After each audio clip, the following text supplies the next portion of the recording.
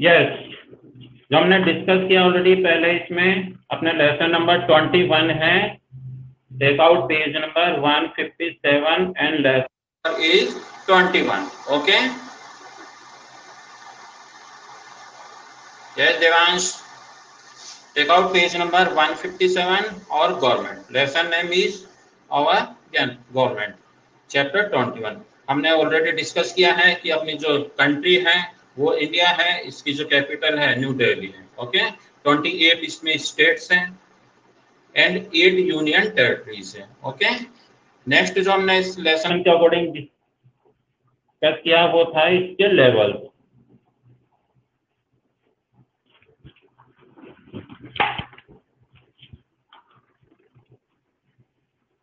Okay प्रतीक, अब आवाज आपको?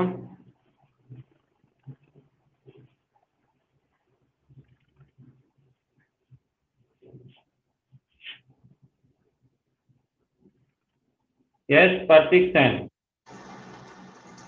Now voice is clear? Okay, yes, 3 levels हमने डिस्कस किए। अपने जो कंट्री है उसमें जो गवर्नमेंट है उसके 3 लेवल्स हैं। Okay, first is national level,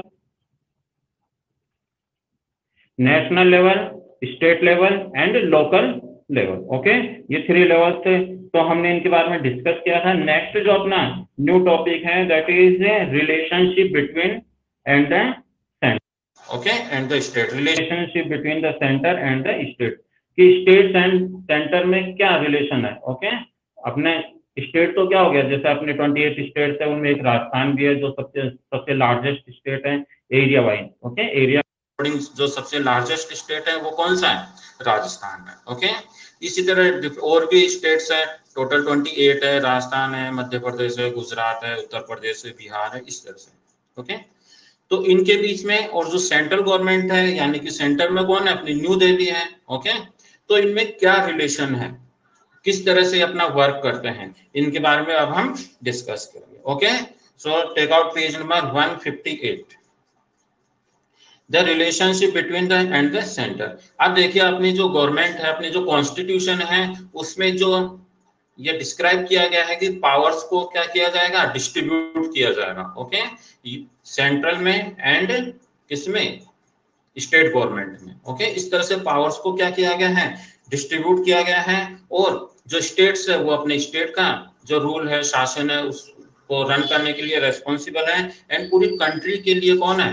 पूरी कंट्री के लिए अपनी जो सेंटर है वो रेस्पॉन्सिबल है।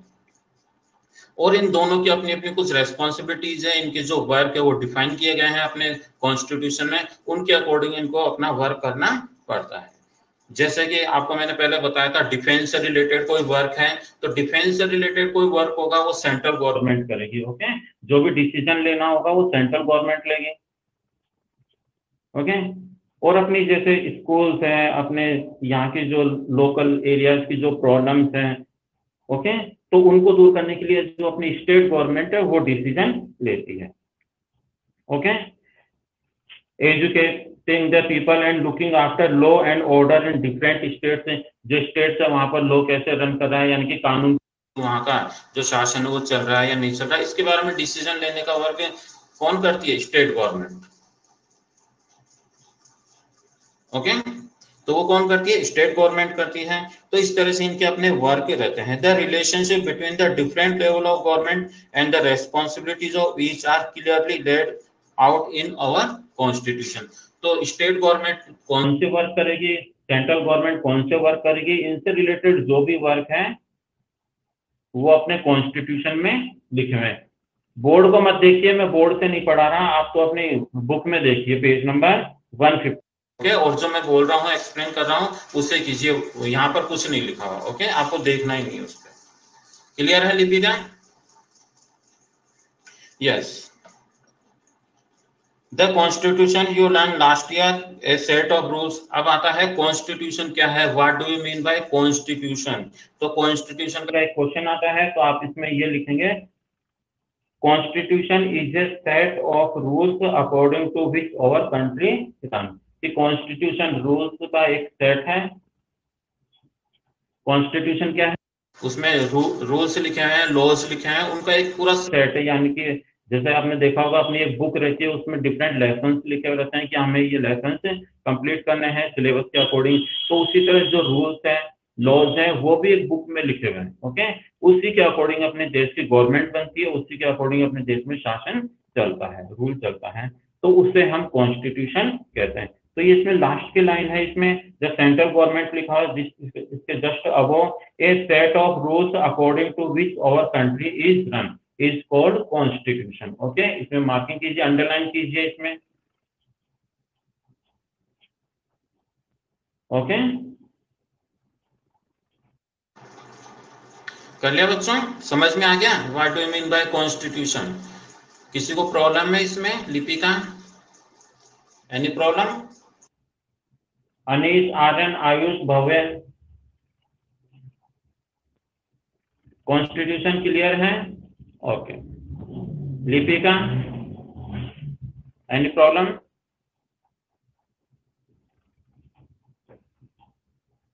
ओके, कॉन्स्टिट्यूशन क्लियर है। नेक्स्ट देखिए, अब हम डिस्कस करेंगे वन बाय वन। सबसे पहले हम सेंट्रल गवर्नमेंट के बारे में डिस्कस करेंगे कि सेंट्रल गवर्नमेंट क्या है, ये अपना कैसे वर्क करती है, इसमें कौन कौन से ऑर्गेनाइजेशन रहती है, कौन सी संस्थाएं रहती हैं, है ना। तो ये सब हम इसमें करेंगे। Making laws for the country, की पूरी कंट्री के लिए लॉज बनाना है।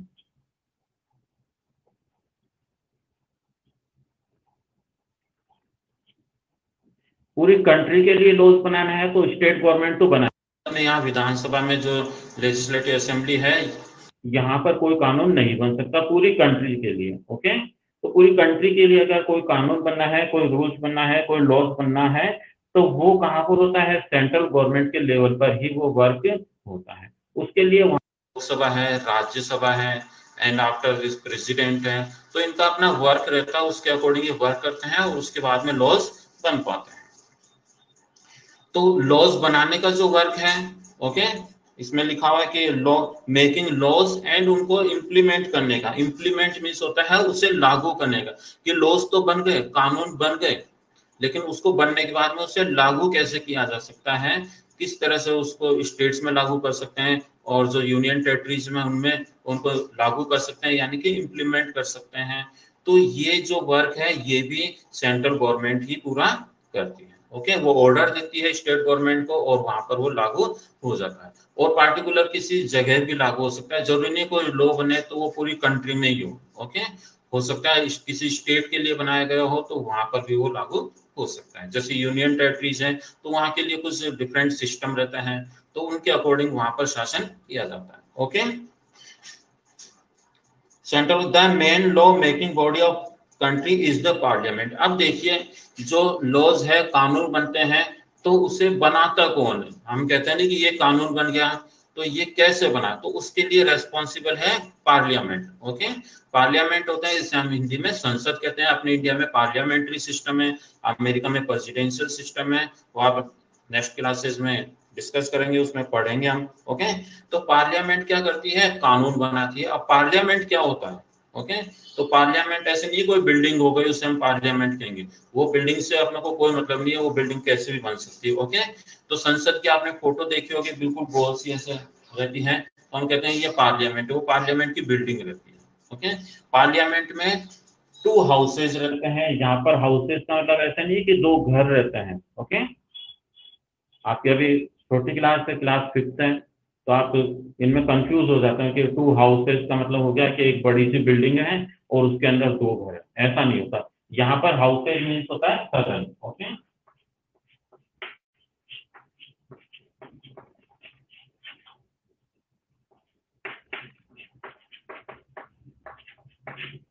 लिखिए सदन, सदन। ओके, दिखाई दे रहा होगा आपको। तो 2 हाउसेज मीन्स होता है 2 सदन होता है। ओके, अब देखिए 2 हाउसेज रहते हैं, इसके अलावा और कौन रहता है? और प्रेसिडेंट रहता है। तो इस तरह से अपना जो पार्लियामेंट है वो 3 चीजों से मिलकर बनता है। एक तो हो गया उसमें लोकसभा, राज्यसभा एंड प्रेसिडेंट। ये तीनों मिलकर वर्क करते हैं तब कोई कानून बन पाता है। क्लियर है स्टूडेंट्स? तो कितने, how many houses in our parliament? There are 2 houses. कितने हाउसेज हैं?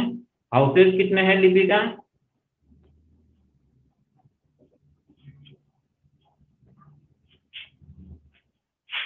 बोर्ड लगभग क्लियर है और इससे क्लियर नहीं हो सकता है।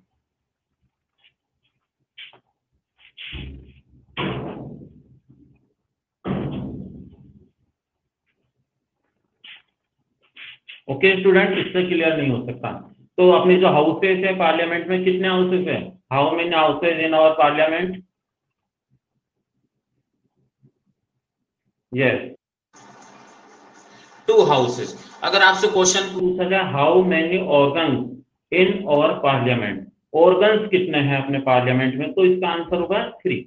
ओके, तो आंसर इसका क्या होगा? The answer will be 3।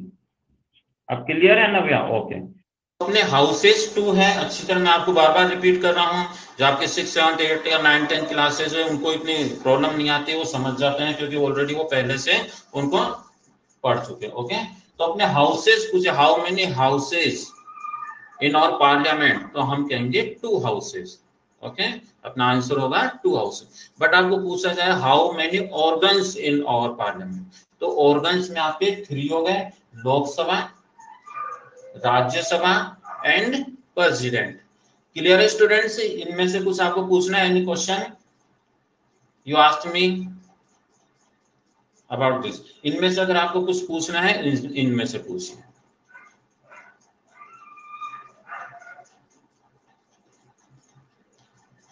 यहां तक कुछ प्रॉब्लम है? अपने हाउसेस मैंने बता दिए, ऑर्गन्स भी मैंने बता दिया, हाउसेस के नेम भी हो गए, लोकसभा, राज्यसभा एंड प्रेसिडेंट। इनको हिंदी में भी ऐसे ही लर्न करना, लोकसभा, राज्यसभा एंड राष्ट्रपति।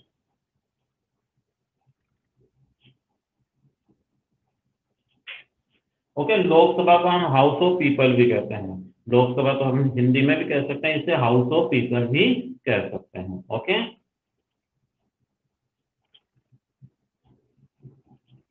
Organs means Aditya Srivastava, organs means अंग होते हैं, जैसे अपनी बॉडी के ऑर्गन्स है ना, ये हैंड है, ओके, ये नेक है, ईयर है, नोज है, ये अपने ऑर्गन्स होते हैं, अंग होते हैं। उसी तरह पार्लियामेंट के भी अंग होते हैं, जैसे हम अपनी फैमिली के ऑर्गन्स है ना। आपके फैमिली के ऑर्गन्स कौन कौन से, तो हम कह सकते हैं हमारी फैमिली में हमारे ग्रैंडफादर है, ग्रैंड मदर है, ओके, फादर है, अंकल है, हम हैं, इस तरह से ऑर्गन्स कहलाते हैं। ऑर्गन्स में जरूरी नहीं कि अपने शरीर के जो पार्ट्स होते हैं यही ऑर्गन्स है। ओके, उनके डिफरेंट पार्ट्स जो होते हैं ना, उनको हम ऑर्गन्स कहते हैं। यहाँ पर हम ऑर्गन वर्ड यूज करते हैं। क्लियर है ऑल ऑफ यू? यस, बिल्कुल। आप जो है स्टार्टिंग से पढ़ रहे हैं, इसलिए मैं आपको थोड़ा स्लो इसको बता रहा हूँ, बार बार उसे रिपीट कर रहा हूँ, क्योंकि आपका ये कंसेप्ट है, बाद में आपको प्रॉब्लम नहीं आए, क्योंकि आप जैसे बड़ी क्लास में जाते हैं, अभी अगर आपने इनको नहीं समझा तो बाद में इनको समझने में प्रॉब्लम्स आती हैं, है ना। स्टूडेंट्स भूल जाते हैं, उनसे पूछे how many organs in our parliament, students confuse हो जाते हैं, वो सोचते हैं कि 2 बता देते हैं, क्योंकि उनको ये बताया गया Lok Sabha and Rajya Sabha. Okay, clear है? बट ऑर्गन्स में 3 एंड हाउसेज में 2। प्रेसिडेंट हाउस होता है क्या? अपना जो राष्ट्रपति है वो हाउस है क्या? Who is our president?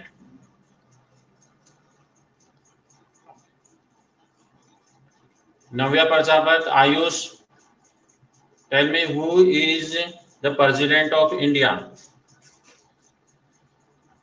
Bharat के राष्ट्रपति कौन है?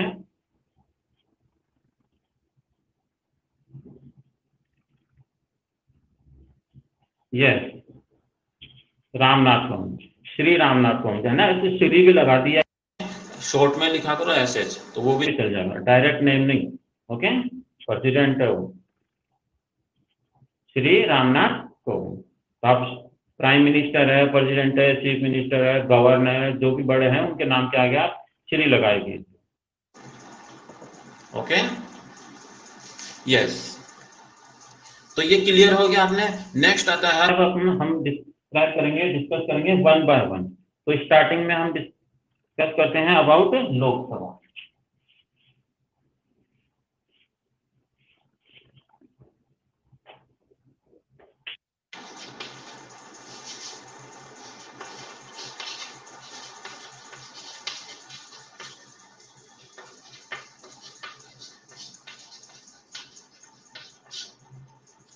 यस, हिंदी में इसे हम बोलते हैं लोकसभा या पीपल और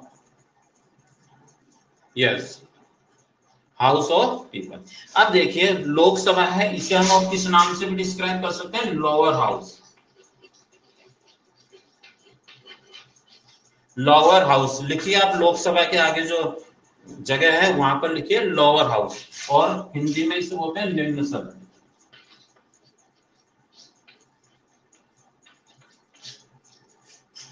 ओके, डायरेक्ट हम बुक में से रीड कर लें और चैप्टर फिनिश कर दें, उससे कोई फायदा नहीं। इसके जो भी पॉइंट्स है वो आपको क्लियर होने चाहिए। ओके, लोअर हाउस भी इसे कहते हैं हम, एंड निम्न सदन भी इसे ही कहते हैं। नोट आउट कीजिए।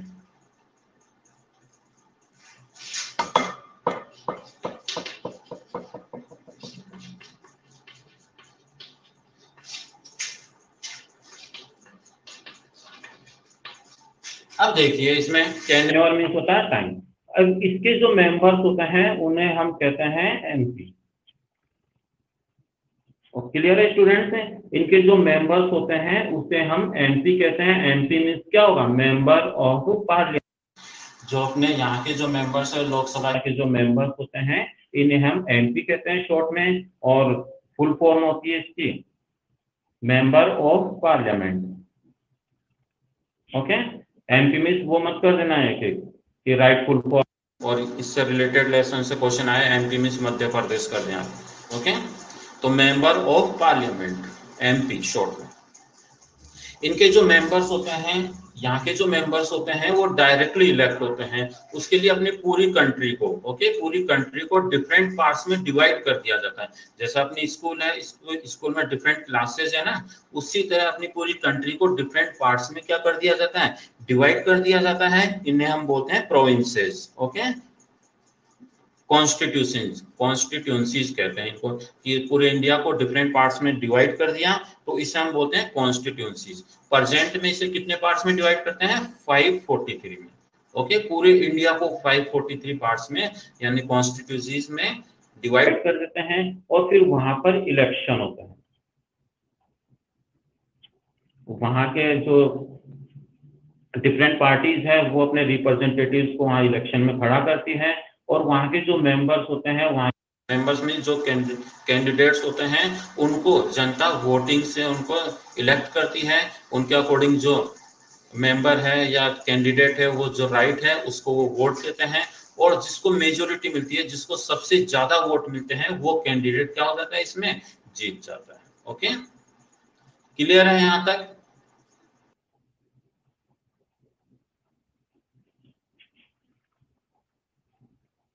आपने सुना होगा ना कि चुनाव हो रहे हैं, इलेक्शन हो रहे हैं, तो इसी तरह से होते हैं कि डिफरेंट कॉन्स्टिट्यूंसीज में उनको डिवाइड कर दिया जाता है, विभिन्न भागों में डिवाइड कर दिया जाता है। वहां से इलेक्शन जो रिप्रेजेंटेटिव्स है वो इलेक्ट किए जाते हैं, और फिर उनको वहां पर लोकसभा में भेजा जाता है। ये मेंबर्स कहलाते हैं member of parliament, MP. Yes, और इनका जो टेन्योर रहता है ये कितने ईयर्स के लिए रहता है, 5 ईयर्स के लिए। जैसे अभी अपने जो अपने प्राइम मिनिस्टर हैं, ओके, श्रीमान नरेंद्र मोदी है, तो इनका जो इलेक्शन है वो 5 ईयर्स के लिए हुआ है, 5 साल के लिए। और आफ्टर 5 ईयर्स है जो इलेक्शन है वो वापस होते हैं, सेम इलेक्शन होते हैं अपनी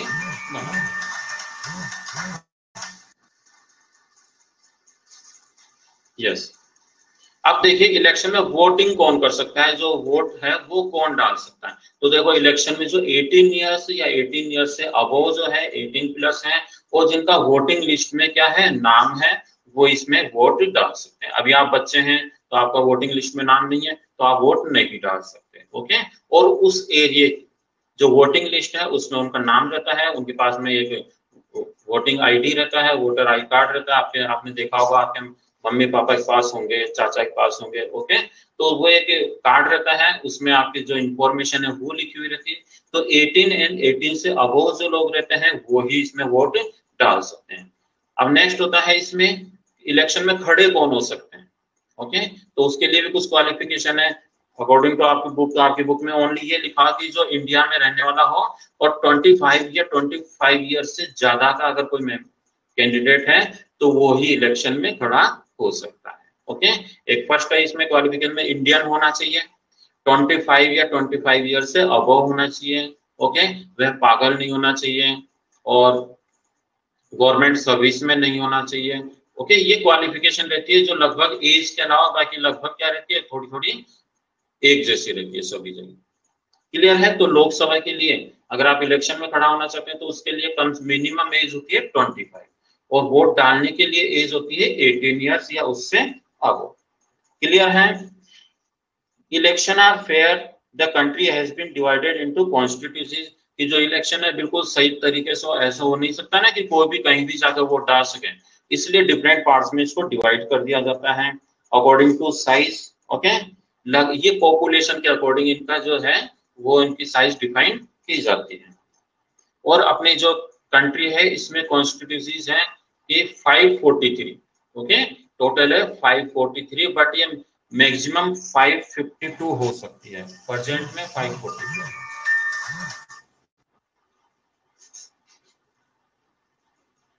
candidate from several political parties stand for election, different parties के लोग होते हैं वो इलेक्शन में खड़े होते हैं। आपने देखा होगा बीजेपी के भी खड़े हो रहे हैं और कांग्रेस के खड़े हो रहे हैं, ओके, बहुजन समाज पार्टी के हो रहे हैं, आम आदमी पार्टी के हो रहे हैं, ऐसे डिफरेंट जनता दल है। तो इस तरह से अलग अलग क्या है अपने इंडिया में पार्टीज हैं, उनके मेंबर्स इसमें खड़े होते हैं।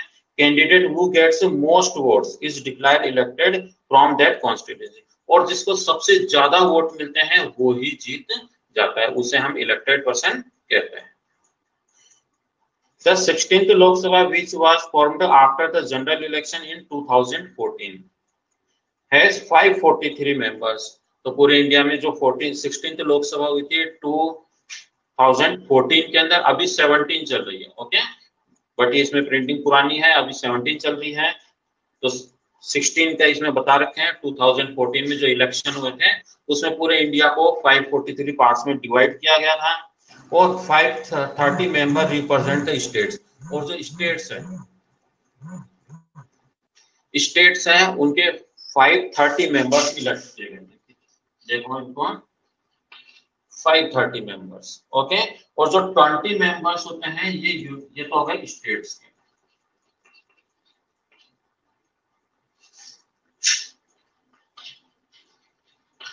एंड 20 मेंबर्स होते हैं यूनियन टेरिटरीज, ओके।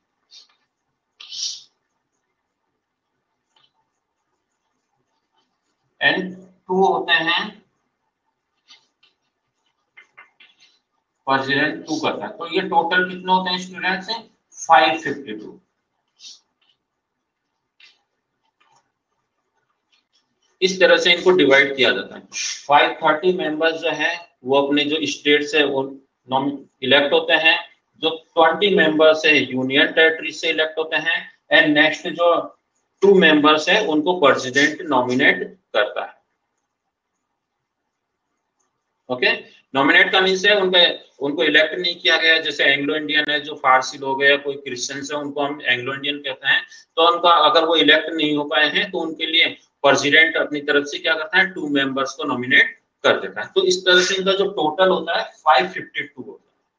तो लोकसभा में टोटल मेंबर्स की जो मैक्सिमम क्वांटिटी है वो हो सकती है 552। क्लियर है? बट प्रेजेंट में कितनी है? प्रेजेंट में 543 है, ओके। प्रेजेंट में कितने स्टूडेंट 543, ओके। प्रेजेंट में 543 है और मैक्सिमम कितनी हो सकती है 552 हो सकती है। क्लियर है? इन दोनों में जो चेंज है वो आपको ध्यान रखना है कि how many members in our Lok Sabha, तो हम कहेंगे how many members present in our Lok Sabha, तो हम कहेंगे 543, okay. How many maximum quantity of members in our Lok Sabha, तो हम कह सकते हैं कि 552। दोनों में ये डिफरेंस है। क्लियर है स्टूडेंट्स? लोकसभा में और ये अस्थायी सदन होता है, इसे हम टेम्परेरी भी कह सकते हैं, ओके। जो लोकसभा है इसे हम लोअर हाउस भी कह सकते हैं एंड टेम्परेरी भी कह सकते हैं, यानी कि अस्थायी, क्योंकि ये 5 इयर्स के लिए होता है। केवल 5 इयर्स बाद में ये हट जाते हैं, वापस इलेक्शन होते हैं। अगर वो दोबारा इलेक्ट हो जाते हैं तो वापस आ जाते हैं, अदरवाइज जो नेक्स्ट जो कैंडिडेट है पार्टी है उनके मेंबर्स आते हैं। अंडरस्टैंड? एनी प्रॉब्लम यहाँ पर लोकसभा में?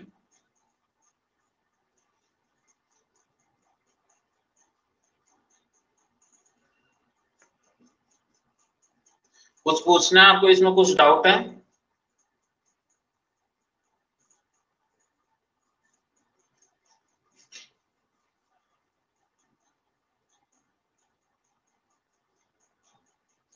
क्लियर है? तो ये आपको समझ में आ गए। नेक्स्ट क्लास में हम एक बार और इसमें डिस्कस करेंगे। नेक्स्ट अपना आता है राज्यसभा। ओके, तो जो लोकसभा है इसे हम लोअर हाउस कहते हैं, तो राज्यसभा कौन सा हाउस हो गया? अपर हाउस हो गया। ओके, कुछ चीजें बिल्कुल ऑपोजिट है। राज्यसभा है वो अपर हाउस हो गया। लोकसभा क्या है? लोकसभा तो एल आ रहा है, L means lower house. Okay, तो आप ऐसे भी ध्यान रख सकते हैं। देखिए लोकसभा आ रहा है तो ये लोअर हाउस हो गया। तो Lok Sabha is also known as, और आपके उसमें फिल इन द ब्लैंक्स आ जाए तो आप उसमें कहेंगे लोअर हाउस। ओके, एंड जो राज्यसभा होता है वो इसका बिल्कुल ऑपोजिट हो गया। तो राज्यसभा क्या हो गया? Upper house. क्लियर है? अब देखिए ये हो गया। अब इसमें मैंने आपको क्या बताया, ये टेम्परेरी रहती है। लोकसभा क्या है? टेम्परेरी रहती है, केवल 5 इयर्स के लिए अपना वर्क कर सकती है। बट राज्यसभा ऐसा नहीं है, राज्यसभा क्या है? परमानेंट हाउस है। ये भी बिल्कुल ऑपोजिट हो गए। ओके, ये लोअर हाउस तो राज्यसभा अपर हाउस, ये टेम्परेरी है तो वो क्या है? परमानेंट। क्लियर है? ये भी हो गया। तो ये दोनों तो बिल्कुल ऑपोजिट हो गए। अब इसके जो मेंबर्स हैं उनमें चेंज रहता है, 250 हो सकते हैं, बट वो हम नेक्स्ट क्लास में डिस्कस करेंगे बिकॉज अपना टाइम हो रहा है, आपका नेक्स्ट पीरियड होगा। ओके, तो आप इस चैप्टर को अच्छी तरह डिस्कस करना, घर पे पढ़ना इसको। ओके, जो भी आपको डाउट हो आप नेक्स्ट क्लास में उससे वो पहले पूछना। ओके, क्लियर है? ओके।